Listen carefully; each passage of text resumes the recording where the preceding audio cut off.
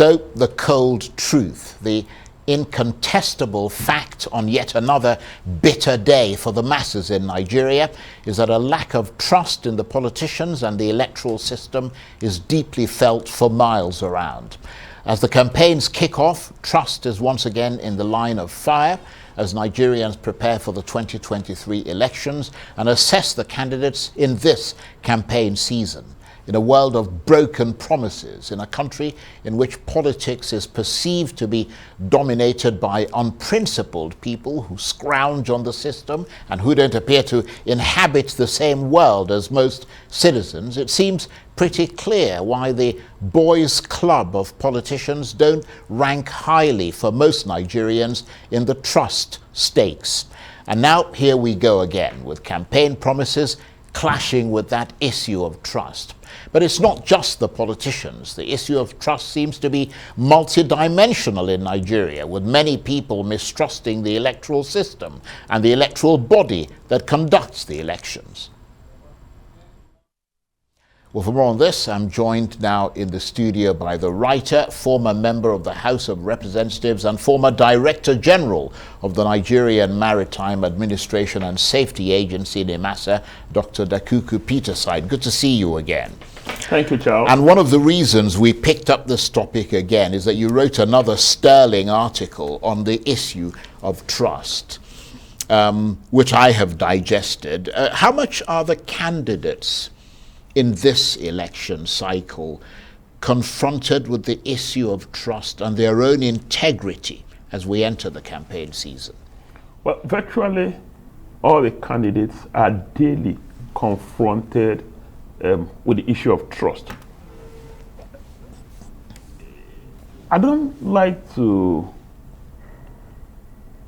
talk about individuals. Yeah, of course. But again, the present reality is that you must talk about individuals. And I'll start with the four leading candidates.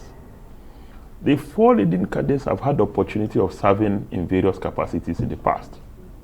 The candidate of APC was the former governor of Lagos. The candidate of the PDP was the former vice president. The candidate of the Labour Party was governor of the southeastern state of Anambra for 4 years, and the candidate for 8 years of NNPP, Kwankwaso, was governor rather of Kano, and at some point he was also the Minister of Defense. So they've all had the opportunity of playing key role in the political evolution of the country. And so people are beginning to ask about their records, about their integrity in office, commitments they made in the past, did they keep those commitments? And why should they trust, why should the people trust you to lead them in the 21st century Nigeria that is dynamic? And so those issues are there. And like I always say, this issue of trust deficit is not peculiar. It's not a peculiar anomaly to the Nigerian political situation. In the United States, it is there. In the United Kingdom, it is there. In other mature democracies and in other upcoming democracies or developing countries like India, the issue of trust deficit is an issue. It's something that you can't sweep and ignore. And so it's not peculiar. But I think that the dimension for Nigeria is that in daily contractual relationship, we have trust issues. That's why partnership is not very popular here. Now, the electoral system, going from antecedents, have not earned the trust of the people, despite what I can call sterling performance in most recent elections in Osun, in Anambra, in Ekiti. Yet, the issue of trust is there. Right.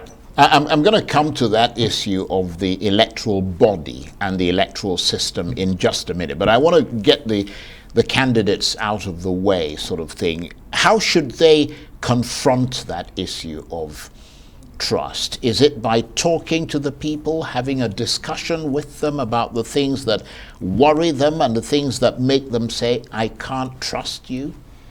Now, well, I think that for the candidates, there are 3-4 things they can do to earn the trust of people, to enhance the people's trust on their personality. The first one is to try and be as transparent as possible. Like I've always said, there are no messiahs anywhere. There are no perfect human beings. Admit that in the past, this is my personnel. But going forward, I think I've realized I made mistakes in this area. Try and be as open and as honest as possible. You'll begin to enhance the trust of the people. Now, the other thing is the language of communication. Now, if I say to you, I'm going to build multiple bridges in a place where there's no river, do you expect that I would trust you? The answer is no. 3 is the other thing. So I've talked about the fact that we should be as transparent as possible. Then we should choose our language of communication. Then 3 is that even when we make commitments or campaign promises going forward, we must show in detail how we intend to accomplish it. So our language should not be vague. And that is the current situation. If I pin you down, Charles, right now and ask you, what is the position of any of the presidential candidates on security? How do they intend to tackle security or insecurity, the challenge we're facing today? How do they intend to fix the economy? How do they intend to tackle the issue of electricity? I am sure that you cannot say in concrete terms. There's been this argument that it's still early in the day.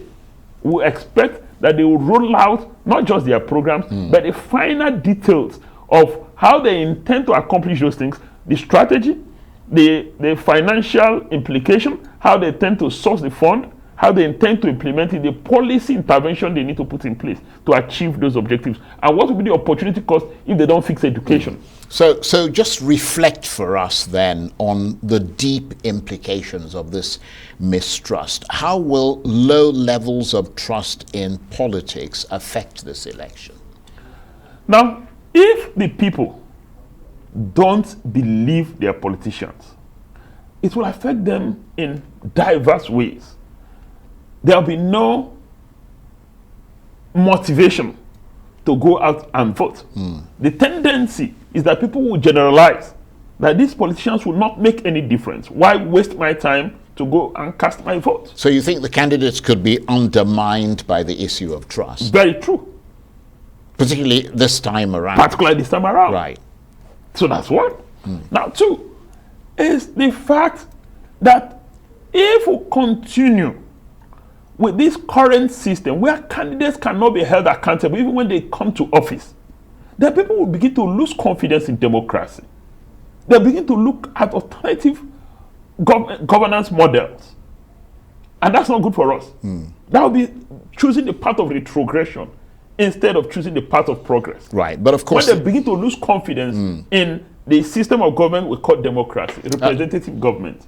That's a good point. And of course, you talked about the other, I mean, in your article, you talked about the multi-dimensional issue of trust as elections approach. You were talking about, the electoral system and so on, because the deficit in trust is not just on the politicians, it's also a lack of trust in the electoral system and in the body that conducts the election, isn't it?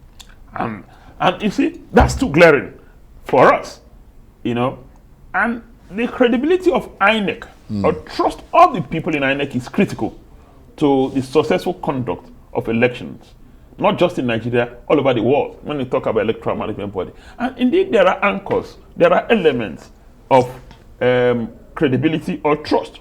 One, is the electoral body transparent, not just in its decision-making process, in the electoral process itself, but it starts with the decision-making process. That's one. Now, is the electoral body truly independent and fair to all manner of people, irrespective of ethnicity, religion, political affiliation? Is key. And people don't feel that they're fair. Is that what you're saying? No, I can tell you this. There are indicators that may not be right. One is that when the political parties were about to conduct their primaries, in ways nobody can explain, I understand later there were extensive consultations, the parties came making the demand that they should shift the period of conduct of primaries. The argument is that is it in line with the current Electoral Act? But ultimately it was shifted. And there was a perception that it favored a political party. Now, two, there's also another indicator that, a number of persons resigned from the National Assembly, the state houses of assembly. Until today, INEC has not conducted elections to fill those vacancies. They resigned almost, if you look at it, a year before the end of their tenure. And that is not in line with both the constitutional provision and the current provision of the Electoral Act. And the INEC has now found relevant and necessary to explain to stakeholders why, as a body, it has not conducted elections to fill those vacancies. And I think that that's a dangerous indicator. Now, there are a few other things.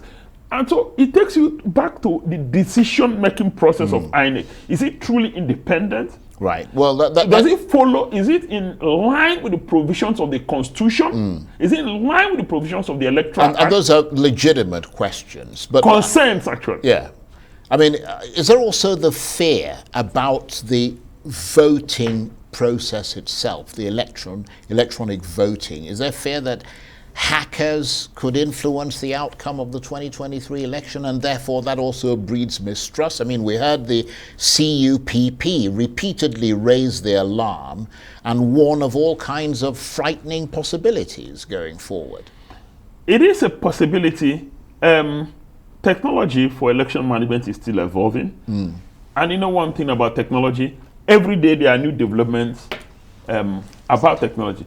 But I think that INEC has given reasonable assurance that she will comply with the provisions of the Electoral Act and will deploy technology in two critical areas of the election. The first is in voter accreditation.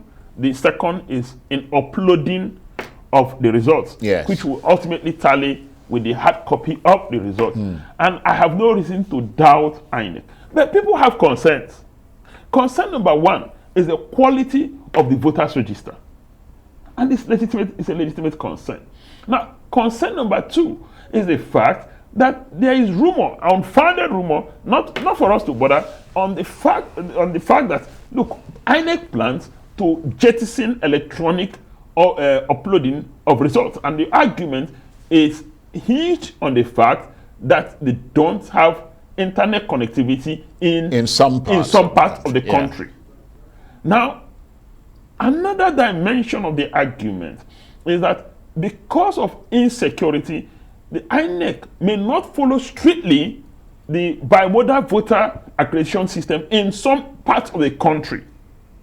Which leaves room for potential manipulation. So there are a few areas where we hope or we expect that INEC will apply discretion. How does INEC intend to apply this discretion in making decisions that will affect all of us?